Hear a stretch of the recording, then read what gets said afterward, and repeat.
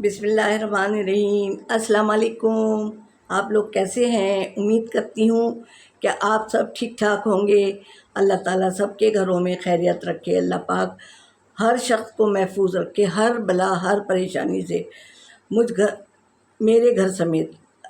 ठीक है, तो और उम्मीद करती हूँ कि आप सब भी खैरियत से होंगे, मज़े में होंगे, मज़े मज़े की चीज़ें पकड़ी होंगी, पकड़ेंगे ना। तो और लड़कियां पकाएं भाई, आजकल एग्ज़ाम हो गए हैं। तो और बताइएगा भी मुझे कैसे पका रही हैं, कैसे पकड़ा है, क्या क्या पकाया है, मुझे सब बताइएगा। ठीक है, बताएंगे ना आप लोग? नानी को बताना चाहिए, फिर नानी नुक्स भी निकालेंगी कहीं कहीं। मैं तो अपनी बेटी की ऐसी नुक्स निकालती थी जबकि मेडिकल पढ़ रही थी वो, MBBS। तो अब वो कहती है अम्मी आपने मेरे साथ बड़ा जुल्म किया। लेकिन ये है माशाल्लाह, वो इतना अच्छा खाना पकाती है कि बस। सास तो इतनी, जब उनकी निकाह हो गया था ना, जब क्योंकि सास कहती थी मेरी बहू को ये भी आता है, वो भी नंदे उनकी इंग्लैंड में थी। तो उनकी नंदी कहती थी क्या, नंद भी डॉक्टर है माशाल्लाह।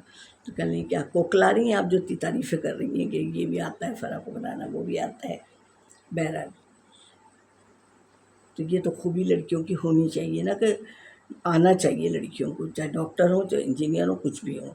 तो आज हम बना रहे हैं कटे मसाले का मटन। अब भाई मटन अगर ना मिले, अव्वल तो होता है, देखिए बकरा ईद में तो बहुत होता है, आया हुआ भी होता है। तो आपने गोश्त लिया जितना भी है आपके पास, आधा किलो, 3 पाव, 1 किलो, तो उस लिहाज से आपने काटी प्याज, बारीक बारीक काटी प्याज, और लहसुन काटा, लहसुन को ना ऐसी, और अदरक जो है ना, बस वो होती है ना कूटने वाली, कूट ले। और नहीं तो हैंड ग्राइंडर में ना थोड़ा सा डाल के कुचकुचा लें। हैंड ग्राइंडर किसी बर्तन में ही रख के कुचकुचा लें, क्योंकि फिर खड़ी खड़ी वो अच्छी नहीं लगती है। ठीक है, अब आपने तेल डाला पतीली में। ठीक है, पतीली में तेल डाला। तेल डालने के बाद आपने गोश्त डाला। गोश्त की थोड़ी सी रंगत तब्दील, क्योंकि फिर वो हीक आती है, और भाई कुर्बानी की गोश्त में तो थोड़ी सी, भाई कहना नहीं चाहिए, थोड़ी सी आती भी है।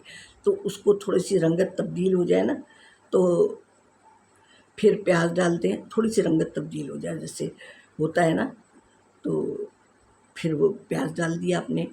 फिर सारे खड़े मसाले डाल दिए, काली मिर्च, तेज़पत्ता, छोटी इलायची 1-2 डालिए,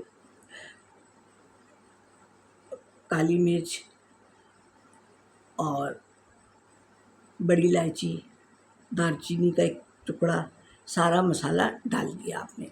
ठीक है, अब आपने ली, अच्छा, लहसुन कम से कम आधी पोती काट काट के बारीक, जैसे बघार के लिए करते हैं ना, वो डाल दो आप। और प्याज आपने, अगर 1 किलो गोश्त है तो कम से कम 1 पाव तो प्याज डालें, छिलके कमी हो जाती है, और बारीक बारीक काटें ताकि भूनते वक्त गल जाए। अब आप टमाटर ले लें, क्या दही डाल, और टमाटर भी कम से कम पाव से 1.5 पाव डालें। तो देखो उसी से जायका आता है ना, जैसे हम कढ़ाई में डालते हैं। पाव से ऊपर ही लें, बड़े हों तो 4 से 5 टमाटर लें, और उसको बारीक बारीक चॉप करके रख लें एक तरफ, कि बाद में डालेंगे। और कटे मसाले का गोश्त डालें, तो टमाटर भी कटा ही है, काट के डालना है आपको। अच्छा, अब मिर्ची ले लें। मिर्ची होती है ना जो हम लोग गोल वाली लाल वाली होती है ना बघार के लिए, अब उसको कैंची से 2 टुकड़े कर दें, हाथ से नहीं कीजिएगा। जितनी भी डालनी है आपको, 10, 12, 15, जैसे आपके यहाँ खाई जाती है, वो उसको काट के पतीली में डाल दें। ठीक है, और कुछ 2-4 वैसी भी डाल दें कि खड़ी खड़ी भी। अच्छा, अब हो गया, ये सब कुछ डल गया, और इतना पानी डालें जितने में वो गल जाए। देखिए बकरा ईद का गोश्त जो होता है वो जल्दी गलता है, समझे। अब आपने देखा ढक्कन लग दिया, कुकर में नहीं पकाइएगा, आस्ते आस्ते होता रहता है, दूसरे काम करते रहें। अब आपने ये किया कि गल गया, जब अधगला जैसे देखा गल गया, तो टमाटर डाल दें ताकि टमाटर भी यकजान हो जाए। अब थोड़ी देर बाद देखा आपने, अच्छा अब टमाटर डाला तो नमक भी डाल दीजिए आप, दही नहीं डालिएगा ये। और लेकिन ज़रा टमाटर ज़रा ज़्यादा डालिएगा, समझे, 1 पाव से 1 आध ज़्यादा ही डाल लीजिएगा। और देखिए ऐसे मौक़े पे सब चीज़ें आई भी होती हैं घरों में, है ना, वाफिर मिक़दार में। ठीक है, अब आपने देखा कि ये सब कुछ भूना, आपने कस के भूना, टमाटर भी जब यकजान हो गया तो अब ये भुना ही भुना रहेगा, समझे। वही जो टमाटर का मसाला होगा और प्याज का, उसी से वो कटे मसाले का क्यों कहते हैं कटे मसाले का गोश्त मटन तैयार है। इसमें ना टाइम का पता नहीं चलता है। तो कटे मसाले का अब आप ऊपर से अदरक डाल दें, धनिया डालना चाहें तो डिश आउट जब करें तो जब डाल दें, अदरक लंबी लंबी काट के, हरा धनिया काट के जब डिश आउट करें तो, और ये भुना ही भुना होता है, समझे। तो अच्छा भी लगेगा, नमक वमक अच्छा, मिर्ची अच्छी हो, और वो गोल वाली डलवाएंगे ना लाल वाली, कुछ खड़ी आएंगी कुछ कटी हुई है, तो वो सब फैल में जब भूनेंगे ना, और लहसुन भी गल जाएगा, प्याज भी गल जाएगी भूनते भूनते, तो मज़ा आ जाएगा।